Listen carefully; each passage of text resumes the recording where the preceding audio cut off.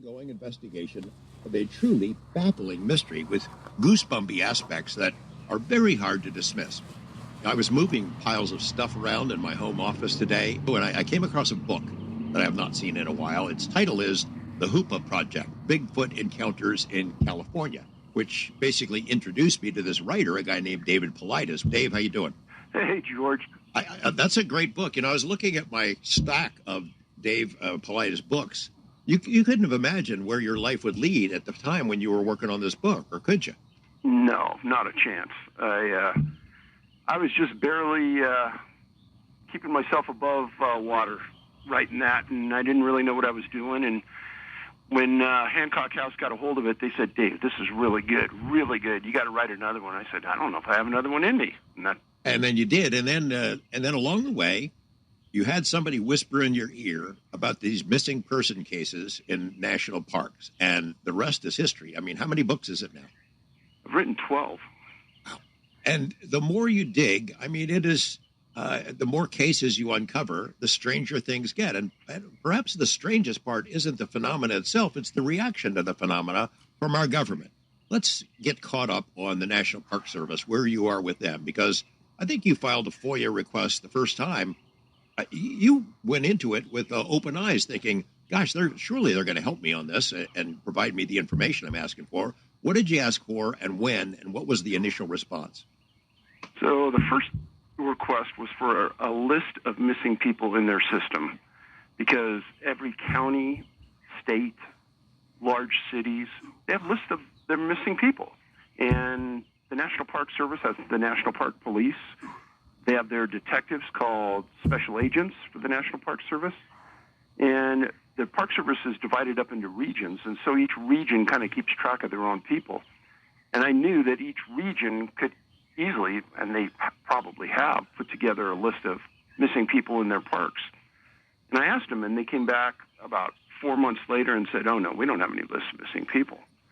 And I said, "Well, how about just a list of missing people from Yosemite?" "Oh, no, we don't have that." And I said, "Well..."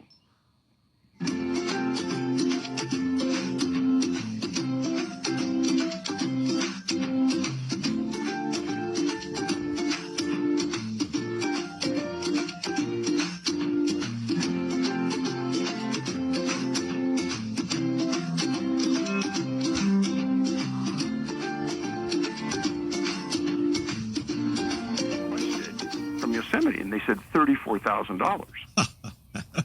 And I said, "Well, let's keep going. How about the list from the entire system?" And they said, "Oh, that'll be 1.4 million." And because I knew some special agents, and each special agent has a file in their desk of missing people that falls under their realm. And let's say each region has like 4 or 5, maybe 6 special agents. To put together a list requires those special agents to spend 15 minutes on a computer writing up the basics about what's in that file, sending it into the chief special agent for their region, and that's chief special agent sending it into headquarters. That entire time for the entire district, that may take 6 hours. Yeah, that's ridiculous. So where does that flow from? I mean, we've had several secretaries of the Interior since that time, since the first request. Is it at that level? Is it somewhere else? Who is given the order that says don't give out these lists? That's $1 million question.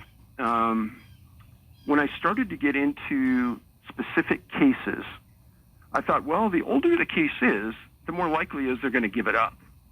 And there's no rhyme or reason with the Park Service. This is the problem. So I may go to Rocky Mountain National Park and request a case that's 30 years old. They don't take a second, and they turn it over to me, and I get it within a week. I go to Yosemite and ask for a case that's 50 years old, and they said, "No way." In fact, there's a special agent in Yosemite that called me and said, "Why do you want that case?" I said, "Well, I want to write about it. It's intriguing. It hasn't been solved." And this guy treated me like the worst piece of scum you can imagine. He knew who I was. He knew my prior law enforcement. I treated him like a gem. And he says, "You're never going to see this case ever." I said, "Why do you talk to me like that? Why are you saying that? What is it about this case that you won't release?" "None of your business." That's kind of the way it started. But again, there's no rhyme or reason. You may not get a 50-year-old case from Yosemite, but you may get one from another park at another location. There's just nothing congruent about their decision making. You know, you've been a lawman, and I have worked with law enforcement for all of my career. A lot of the stories that I've done are about cold case murders, homicides. And of course, every police department has those kind of things, just as they have lists of missing persons, and they want help from the public. They like it when we do a story about some unsolved murder somewhere because they get tips and they get a chance to solve something. You would think that the National Park Service, those police officers who've got these circumstances, this is a possible homicide, this is a missing person. The Park Service, I don't know if they have these other classifications, because if a case is just a missing person, then why wouldn't you release it? There's because no somebody, rhyme or reason not to. yeah, somebody might be missing and then show up somewhere, and it could be a case solved, but they just won't release it. I guess because of the weird nature. Have you ever had a National Park Service insider share information with you about the reasons for it? Oh yeah. In fact, there was a guy, I don't remember his name, but he wrote a book, and he entitled it "The Yosemite Mafia," and he was talking about the administration inside the Park Service in Yosemite. Oh man. Yeah, it was brutal, but he was a former police officer, and he cited all these associated facts. It would just blow you away. Another person I met with years ago was talking about the theft of like old remnants of Native Americans on park property. And he talked about how the Park Service almost seemed to conceal up the thefts that were going on. And when this police officer had the suspects and he needed a U.S. attorney to prosecute, it was thwarted by the administration and the Park Service, and he couldn't get it done. And he said, Dave, their decision-making doesn't make a lot of sense. Like you would in law enforcement, and you get a DA to file for you. It's not always that way. Let's take Yosemite, for example. How many cases do you think there are there that you're aware of? How big could it be? Now, that's interesting, because when I requested that list from Yosemite, they said $34,000. Well, that got me really upset, and I went on a tirade for 3 years to dig up every case I could, and I went to every place I could find, and I got 98 cases, and I wrote about them. And, George, the next month after the final book was printed, guess what happened? They released it or something? They released a list of missing people from Yosemite. Now, that is the only location that they have released any kind of list from. So that tells me that I got a lot of work to do, but I'm hoping that maybe with a new administration, maybe with some new eyeballs, and maybe with some... You know, people think it's hard to get to places like this, or this. But you can have all of this if you earn enough points. And you can find credit cards with those kind of travel perks on Intuit Credit Karma.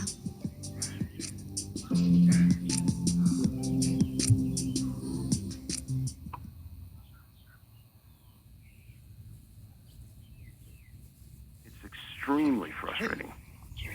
You have a new endeavor, a new project, and I was excited you put out a video that announced it, but I was excited to read it in that you've always operated under this rule that you couldn't go into the parks and film. You made these 3 films. They were very popular, very successful, but you couldn't go into the actual parks where these things had happened to do the filming. So what's the rule change? What's the update? So in December, there was a new law that was passed that said if you have under 6 people in your film crew, that you don't need a commercial film permit for a commercial film endeavor to go into the park. You just go, and you do. And in the past, we've had to apply. So I've applied 5 times in the last 10 years. Every time the Park Service denied. I'll bet that letter, when you make that request, that raises a lot of alarm bells for them. So one of the administrators in the park wrote me a scathing letter that nobody will believe, but I'm going to read it, and I'm going to post it in that movie so everyone can see who this person is. And it is embarrassing to that person to the max. And so, yeah, there's nothing that's going to stop us now. We're in. All right, you've got a new project you're going to launch. What is the project, and will it involve filming in these parks, in certain parks? So I have all of the case files, at least 80% of them that I need at these various parks to really make a great film. And now we have the approval to go in. And so just 2 days ago, I posted on Kickstarter funding for our new Missing 411 National Park. Now, some people are going to say, well, Dave, you made 3 super successful movies. Yeah, we did. And for the people who don't know, the distributor for my last movie, which really, really went over well, sold all of our movies to a company called Chicken Soup for the Soul Entertainment. And they were going to be the new distributor. It went to them, and it went to them right at the beginning of the movie being released. And it's during those first 12 months that you make 80% of your money back from the movie. Chicken Soup never gave us anything. And unbeknownst to everybody, they were going bankrupt, and they took our funds from all of the different producers. I think you guys were victims too. Yeah, Jeremy Corbell. I think James Fox was he Yeah. involved with that? Yeah. And they took and they lived off the revenue of those movies until they completely went bankrupt. So I got killed, and very, very frustrating to say the least. One of the last months that they existed, he gave me back the film. So, but still, that hurt so bad. I think they were probably worried that you'd show up and knock on their door one of these days. I know there are other filmmakers who felt like doing something along those lines. Well, I think they've got so many lawsuits against them, but I already know that there's nothing to get there. So that's why I just took the films and left. So you're doing sort of a crowdfunding thing to try to produce this film, and once you raise enough funds, you would be taking these somewhat secretive expeditions into national parks to document particular cases that have intrigued you. Correct. We're asking for a fairly small amount. Let's talk about some of the circumstances that qualify as a missing 411. In case there are any of our listeners, I don't imagine there are a whole lot that are not familiar with your work, but there are some strange circumstances, parameters that you've established to fall into one of your categories. In particular, let's just pick a name out of a hat and say Yosemite as an example. Do you have any cases there where it meets the criteria of one of the key characteristics is where a dog is brought in and it can't find a scent? So all the cases that I write about in the books, 98% of them fall into this canines can't find a scent category. And I worked on a unit in the police department where we had the canines assigned to us, the SWAT team, and those dogs always found the person that we put the scent on, always. So when I started to read these reports that the canines would walk in a circle and sit down, or they'd walk down the trail 5 feet, turn around and come back, it didn't make any sense. And it wasn't just one dog. It was multiple dogs. And that scent doesn't leave quickly. You get a good dog, they can follow that scent 2, 3, 4 days later. And I started to put these piles in my living room. Okay, the first one was canines couldn't pick up a scent. Second one is they bring in professional trackers. They can't track the person because there's no tracks. Another one is if the person's found, they're found in an area that had been previously searched 3, 4, 5, 10 times. The person disappears, and there's a weather event in proximity to either when they disappeared or when the search started. And then there's a very odd one. I call it point of separation. Let's say that you and a buddy go out hunting, and you're on the side of the mountain, and you say, okay, you go to the right, I'll go to the left, I'll meet you on the other side of the mountain. When you separate, it's like something's watching, and they're waiting for that separation to get you alone, and something happens. And again, you bring dogs back to that point, and you track a short period of time, and there's no scent trail. Not normal. So there's about 12 of these profile points. Can you share with the audience one or two of those? So in our first movie, we decided that we would hone in on kids because, let's say a child of 2 years old is found 9, 10 miles away 18 hours after they disappear over 2 mountain ranges and over barbed wire fences. Well, most people have been around kids and know that would be a mere impossibility. Well, in that first movie, we used Les Stroud, Survivor Man, to try to replicate a route that this 2-year-old boy did in Oregon. And he did it in the timing. The boy disappeared about 4 o'clock in the afternoon. He was found the next morning at 9 o'clock. It was 11 miles away, over 2 mountain ranges, over barbed wire fences. The boy was alive, but face down in the snow. Obviously had no memory. But in the middle of the night, when Les was with the crew going through the mountains, he said, we're going to stop there, afraid of the dark. This is from him. And I learned a lot from that. So then the question comes in, how does this 2-year-old traverse all these miles in a very small amount of daylight? It's impossible. And mountain ranges, by the way, and climb up mountains. Right. You had a couple of cases, I can't remember the exact specifics, but a couple of cases where kids would say something when they've returned. They're alive, they're found under miraculous kind of conditions, and they have little shreds of memory that they spill out. And the descriptions that they give are pretty spooky. Can you share some of those? There was one case out of near Santa Fe, New Mexico. And there's a ski resort above Santa Fe. This was about 35 years ago. Researchers asked the kids, you look like you were hiding from us. And they said, yeah, we were. And they said, well, why? We thought you were the ape people. Ape people. It's that kind of stuff that caused a lot of people to suspect Dave Paulides, who just isn't saying it, but he thinks Bigfoot is snatching people. Correct? You've heard that a million times over the years. Heard that a million times, and I will tell you for a fact, I have never found a substantiated case where anyone was taken by Bigfoot. Wasn't there one case where a kid said something about a talking bear, something like that? Oh yeah, that was in Shasta County.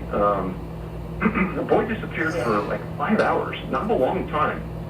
But the search crews found him like 5 feet off the trail. The trail they'd walked up and down 10 times. Suddenly he's there. He's also like 5 or 6 years old. And searchers start talking to him. Go, where were you? I was in some cave somewhere. And they go, what do you mean? No, I was in a cave and there was somebody like Grandma down there. Except there were sparks coming out of Grandma's head. They go, what do you mean? And they said, no, there really was something. I was in a cave, and I think maybe she was a robot, but she was trying to roam every area where the disappearance happened, and they're never found. And that was one of them. It was never solved. But a lot of the cases happen when, a group of people are traveling, and it's as if somebody is plucked out of the group and taken into the sky and never seen again. So when I was doing a show for the History Channel, and I did this show called Vanished, they put me in touch with a couple of theoretical physicists, and they were talking about portals.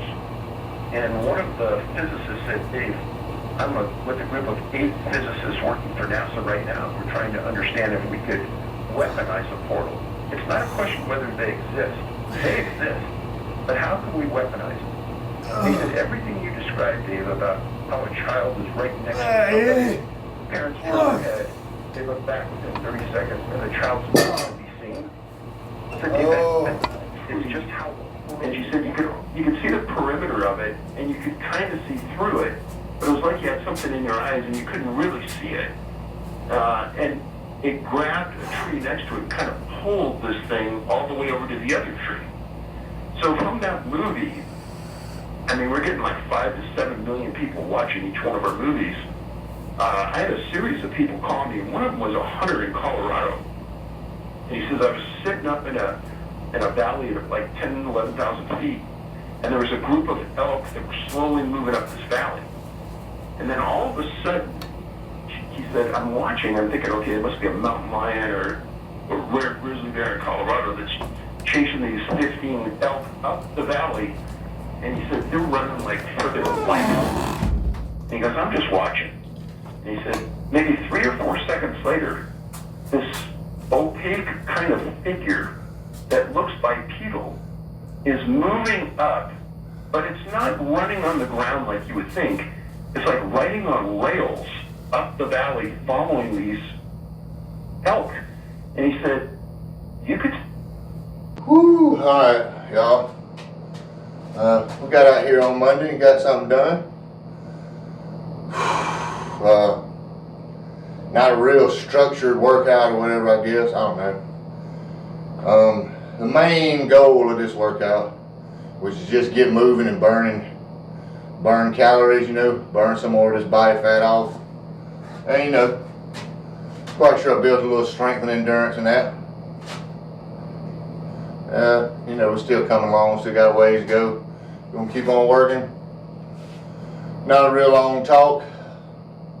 That was a pretty decent little workout. It was kind of cool out there today, but I got out here around the warmest part of the day. It was about 60, 61, 62, 63, something like that. Didn't want to get sick, you know, so, but I had to take it off, you know, kind of check it out. But that's it, y'all. Just got a little good little fat burning workout. I'm gonna head on in the house, kind of take it easy the rest of the day. I'll see y'all back out here tomorrow for a little more serious work, you know. Get some dumbbell inclines, probably some rows and sit-ups and stuff like that. So see y'all then, until I see you next time. Take it easy.